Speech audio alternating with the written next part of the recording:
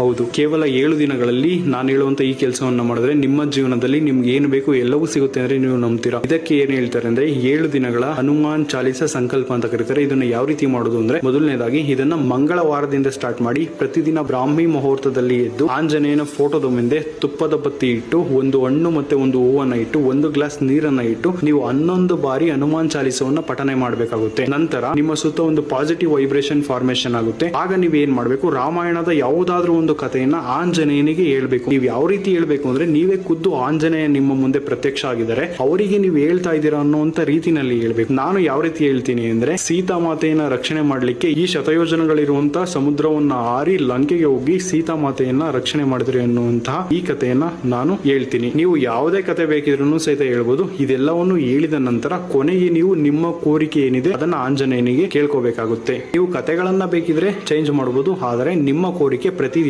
ಒಂದೇ ಕೋರಿಕೆ ಆಗಿರ್ಬೇಕು. 7 ದಿನಗಳ ಕಾಲ ನೀವು ಇದನ್ನ ಮಾಡಿ ನಂತರ ನೀವು ಬಂದು ನನಗೆ ನಿಮ್ಮ ಎಕ್ಸ್ಪೀರಿಯನ್ಸ್ ಯಾವ ರೀತಿ ಇದೆ ಅನ್ನುವಂಥದ್ದನ್ನ ಕಮೆಂಟ್ ಮಾಡಿ. ನಮಸ್ಕಾರ, ಜೈ ಶ್ರೀರಾಮ್.